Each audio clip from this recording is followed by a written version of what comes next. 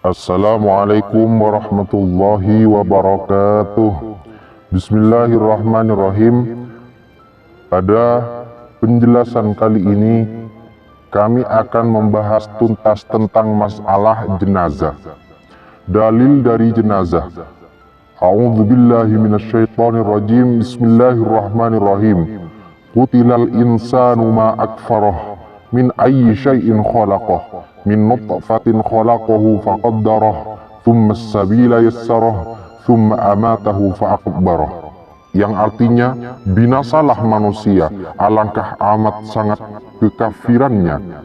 Dari apakah Allah menciptakannya? Dari setetes mani Allah menciptakannya lalu menentukannya, kemudian dia memudahkan jalannya, kemudian dia mematikannya dan memasukkannya ke dalam kubur.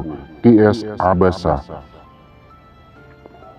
An Ummi Atiyah al-Ansariyah radhiyallahu anha qalat dakhala alaina Rasulullah sallallahu alaihi wasallam hina tuwfiyat ibnatuhu faqala igsilnaha thalathan aw khamsan aw akthar min dhalika in ra'aytunna dhalika bima'in wa sidrin waj'alna fil akhirati kafuran aw syai'an min kafurin fa idza faragtunna fa'adhinnani falamma farawna adhannahu fa'adana hiqqawahu faqala ash'irnaha iyyahu.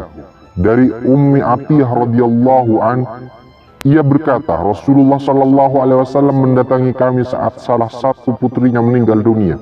Lalu beliau bersabda, mandikanlah dia 3 kali, 5 kali atau lebih jika kalian menganggap itu baik, dengan air dan daun bidara, dan berikanlah kapur barus atau sedikit dari kapur barus pada pengulangan yang terakhir.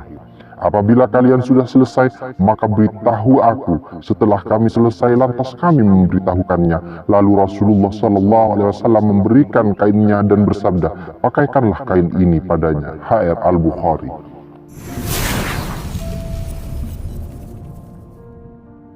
Sejarah Tasyri'. Menurut sebagian ulama, rangkaian tajhizul jenazah merupakan salah satu keistimewaan atau khususiyah umat Nabi Muhammad sallallahu alaihi wasallam.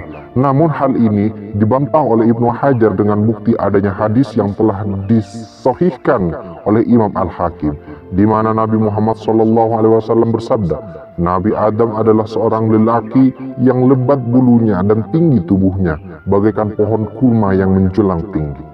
Saat ajal hendak mendatanginya, para malaikat turun dengan membawa hanut.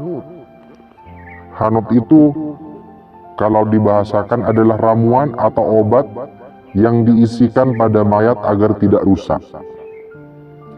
Dan kafannya dari surga. Dan setelah beliau meninggal, para malaikat tersebut memandikannya dengan air dan daun bidara 3 kali dengan disertai kapur barus pada bagian terakhir. Para malaikat juga mengkafani Nabi Adam dengan jumlah lapisan ganjil, menguburkannya dalam liang lahat dan menyalatinya. Setelah itu mereka berkata, wahai anak-anak Adam, ini adalah jalan atau sunnah kalian setelah kematiannya ini, maka lakukanlah. Dari hadis ini dapat ditarik kesimpulan bahwa memandikan, mengkafani, menyolati, dan mengubur jenazah adalah bagian dari syariat-syariat terdahulu. Hal-hal tersebut tidak terkhusus bagi umat Nabi Muhammad SAW. Kalaupun ada keterangan yang menjelaskan bahwa hal-hal tersebut dikhususkan untuk umat Nabi Muhammad, maka maksudnya adalah tata caranya saja, bukan rangkaian tajhiz itu sendiri. Kesimpulan ini diperkuat lagi dengan adanya keterangan yang dikutip oleh Syekh Ismail Haqqi dalam kitab Ruh Al-Bayannya, bahwa orang-orang kafir jahiliyah juga memandikan, mengkafani dan mendirikan sholat untuk orang-orang mati mereka. Adapun cara mereka sholat adalah dengan cara berdiri serta menyebutkan kebaikan-kebaikan yang pernah dilakukan mendiang. Kemudian ritual ini diakhiri dengan ucapan semoga rahmat Allah terlimpahkan kepadamu. Apabila rangkaian tajhizul jenazah sudah diajarkan dalam syariat-syariat terdahulu, lantas sejak kapan hal itu juga diajarkan dalam syariat Islam? Sejak Nabi sebelum hijrah dan masih tinggal di Mekah, atau baru setelah Nabi hijrah ke Madinah? Masih menurut Ibnu Hajar, tidak ada dalil jelas atau sharih tentang hal ini. Akan tetapi, ada dua keterangan yang mengindikasikan bahwa sholat jenazah belum disyariatkan di Mekah dan baru disyariatkan setelah Nabi hijrah ke Madinah. Yang pertama, keterangan yang dikutip dari Al-Waqidi bahwa sholat jenazah belum lagi disyariatkan pada hari wafatnya istri Nabi yang pertama, Khadijah radhiyallahu anha, di mana beliau wafat 10 tahun setelah kenabian. Yang kedua adalah hadis yang meriwayatkan bahwa Nabi menyolati jenazahnya Al-Barra bin Ma'rur radhiyallahu an setelah beliau tiba di Madinah. Padahal Al-Barra sudah meninggal sebulan sebelum kedatangan Nabi.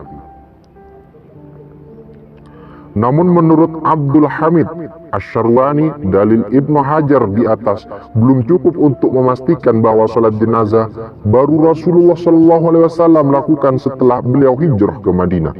Sebab bisa saja Rasulullah SAW sudah pernah melakukan sholat jenazah di Mekah pada masa antara wafatnya Khadijah radhiyallahu anha dan hijrah. Karena memang ada selisih waktu cukup lama antara dua peristiwa tersebut.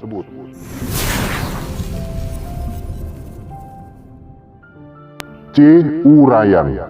Definisi: jenazah adalah kata serapan dari bahasa Arab janazah, yang artinya adalah mayat yang berada dalam peti jenazah. Yang akan dibahas pada bab ini adalah ketentuan merawat orang yang sudah meninggal dunia, dari memandikan sampai ke liang kubur. Hal-hal yang wajib dilakukan pada jenazah. Merawat jenazah hukumnya adalah fardu kifayah. Ada 4 hal yang wajib dilakukan ketika merawat jenazah orang Islam yang bukan mati syahid. 1. Memandikan. Ada 2 cara memandikan jenazah. A. Memandikan jenazah minimal dilakukan dengan cara menyucikan jenazah dari najis dan mengalirkan air pada seluruh tubuh sampai merata. B. Cara yang lebih sempurna adalah dengan beberapa langkah berikut. Pertama, jenazah diletakkan pada tempat yang datar dan ditutupi dengan kain. Kedua, jenazah diposisikan setengah duduk dan disandarkan pada tangan kanan. Lalu, perut jenazah diurut dengan tangan kiri, sedikit keras agar kotoran di dalam perut bisa keluar.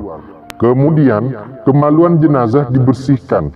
Selanjutnya dibersihkan mulut dan hidungnya. Kemudian diwudukkan. Ketiga, kepala dan wajah jenazah dibersihkan dengan sabun, sampo atau semacamnya, dan disisir rambutnya. Keempat, membasuh keseluruhan tubuh bagian depan, dimulai dari anggota tubuh bagian kanan lalu bagian kiri. Kemudian membasuh keseluruhan tubuh bagian belakang, dimulai dari anggota tubuh bagian kanan, lalu bagian kiri. Dengan begitu, seluruh anggota tubuh jenazah sudah terbasuh air dengan merata. Namun begitu, untuk tahap keempat ini disunahkan dilakukan 3 kali, dan pada pemandian yang terakhir disunahkan agar air yang digunakan dicampur dengan kapur barus. 2. Mengafani. Sebagaimana memandikan mengafani jenazah juga memiliki 2 cara. 1. Di dalam mengkafani jenazah, baik laki-laki atau perempuan, paling sedikitnya adalah membalut seluruh tubuh jenazah kecuali bagi jenazah yang meninggal ketika ihram. 2. Cara yang lebih sempurna adalah dengan cara membalut tubuh jenazah dengan 3 lapis kain bagi jenazah laki-laki, atau dengan 2 lapis kain, sarung, kerudung, dan baju kurung bagi jenazah perempuan. 3. Menyolatkan. Langkah-langkah atau kaifiyah menyolatkan jenazah sebagai berikut. A. Niat. B. Berdiri bagi yang mampu. C. Takbiratul ihram. D. Membaca Al-Fatihah. E. Takbir kedua. F. Membaca sholawat atas Nabi Muhammad SAW minimal dengan sirat Allahumma sholli ala Muhammad, dan lebih utamanya dengan sholawat Ibrahimiyah, sholawat yang biasa dibaca ketika tasyahud akhir dalam sholat. G. Takbir ketiga. H. Mendoakan jenazah minimal dengan doa Allahumma firlahu warhamhu. E. Takbir keempat. J. membaca doa Allahumma la tahrimna ajrahu wa la taftinna ba'dahu waghfir lana walahu. Ka, mengucapkan salam sebagaimana dalam solat-solat lain. 4. Menguburkan. Sebagaimana yang lain, menguburkan juga memiliki dua cara. A. Kuburan jenazah minimal adalah lubang yang dalamnya kira-kira bisa menutupi bau jenazah serta menjaganya dari binatang buas. B. Yang lebih sempurna, kuburan digali dalam kurang lebih 2 meter, setinggi lambaian tangan orang yang normal tinggi badannya. Secara umum, dalam menguburkan ada 2 model liang kubur yang bisa dipakai. A. Al-lahat, yakni liang lahat, yaitu liang kuburan yang di sisi arah kiblatnya digali lubang yang cukup untuk jenazah. Model ini dianjurkan jika tanahnya mempunyai tekstur keras. B. Asyak, bahasa Jawa cempuri, yaitu liang kuburan yang di tengah dasarnya digali lubang yang cukup untuk jenazah.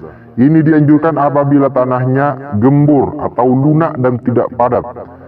Terlepas dari bermacam-macam caranya, yang harus diperhatikan adalah saat meletakkan jenazah ke dalam kubur. Posisi jenazah wajib dimiringkan ke kanan dan dihadapkan ke arah kiblat.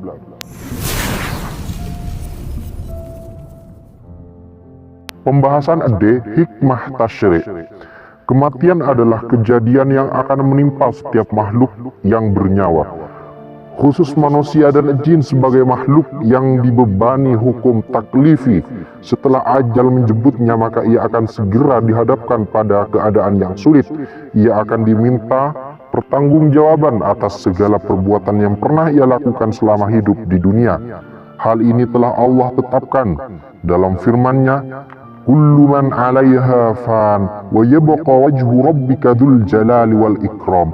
فَبِأَيِّ آلَاءِ رَبِّكُمَا تُكَذِّبَانِ يَسْأَلُهُ مَنْ فِي السَّمَاوَاتِ وَالْأَرْضِ كُلَّ يَوْمٍ هُوَ فِي شَأْنٍ فَبِأَيِّ آلَاءِ رَبِّكُمَا تُكَذِّبَانِ سَنَفْرُغُ لَكُمْ أَيُّهَا الثَّقَلَانِ فَبِأَيِّ آلَاءِ رَبِّكُمَا تُكَذِّبَانِ. Dan juga firman-Nya, kullu nafsin dha'iqatul maut wa innama tuwaffawna ujurakum yawmal qiyamah faman zuhziha 'anil nari wa udkhilal jannata faqad faz wa mal hayatud dunya illa mata'ul ghurur. Sebelum menghadapi keadaan sulit semacam itu, tak ada orang lain bisa membantu, tak mungkin lagi menambah amal kebaikan, dan tak ada lagi pintu taubat. Agama Islam memerintahkan sholat yang substansinya adalah mendoakan seorang muslim yang meninggal dunia kepada saudara-saudaranya yang masih hidup. Tidak hanya itu, sebelum disolatkan, jenazah wajib dimandikan dan dikafani terlebih dahulu sebagai bentuk penghormatan terakhir. Tentulah sangat tidak manusiawi andai kita membiarkan jenazah dikuburkan untuk menghadap Tuhannya dalam kondisi kotor. Dan tentu kita ingin ia menghadap Tuhannya dengan pakaian yang paling baik menurut agamanya, yakni pakaian putih, sebagaimana sabda Rasulnya, albasu min thiyabikumul bayada fa innaha min khairi thiyabikum wa kaffinu fiha mautakum. Pakailah pakaian putih kalian, karena itu adalah yang paling baik dari pakaian kalian, dan kafanilah orang-orang mati kalian dengan itu. HR At-Tirmidzi. Kendati demikian, ada pengecualian khusus untuk orang yang mati syahid saat berperang menegakkan agama Allah Subhanahu wa Ta'ala. Ia tidak perlu dan bahkan tidak boleh untuk dimandikan dan disolati. Mungkin sebagian orang berpikir jika ia memang meninggal dalam keadaan terhormat, seharusnya mendapatkan perlakuan yang lebih sempurna daripada orang mati pada umumnya, dan bukannya justru dikurangi. Tapi pengecualian ini bukan tanpa alasan. Syariat memiliki hikmah kebijaksanaan dalam menetapkan hukumnya. Alasan utamanya adalah untuk menghormati syahadahnya atau mati syahidnya, demi mempertahankan bekas-bekas syahidnya seperti darah, luka-luka, dan sebagainya. Syariat melarang memandikan orang yang mati syahid karena dengan memandikan justru akan menghilangkan bekas-bekas tersebut. Syuhada memiliki derajat yang sangat luhur dalam agama Islam, sampai-sampai Rasulullah SAW bersabda, yaghfirullahu lisyahidi kulla syai'in illa daina. Allah mengampuni semuanya bagi orang yang mati syahid kecuali hutang. HR Muslim. Tidak mendirikan sholat untuk orang yang mati syahid justru adalah bentuk penghormatan untuk mereka. Karena dengan itu kita telah meyakini bahwa mereka telah bersih dari segala dosa. Mereka tak lagi membutuhkan doa orang lain. Mati syahidnya sudah cukup untuk mereka bawa menghadap kehadiratnya. Allah Subhanahu wa taala berfirman, "Wala tahsabanna alladziina qutilu fi sabilillahi amwata bal ahya'un 'inda rabbihim yurzaqun." Janganlah kamu mengira bahwa orang-orang yang gugur di jalan Allah itu mati. Bahkan mereka itu hidup di sisi Tuhannya dengan mendapat rezeki. QS Al-Imran. Wahai sahabat seiman yang dirahmati Allah, demikianlah penjelasan atau jawaban singkat dari kami. Jika benar itu murni karena pertolongan Allah. Jika ada yang salah atau kurang itu karena kedengkalan pengetahuan kami. Maka bantulah kami untuk memperbaiki semua itu dengan memberikan kritik dan saran di kolom komentar. Atau alangkah baiknya bertanyalah kepada para ulama yang lebih mumpuni ilmunya. Wallahu a'lam bishawab.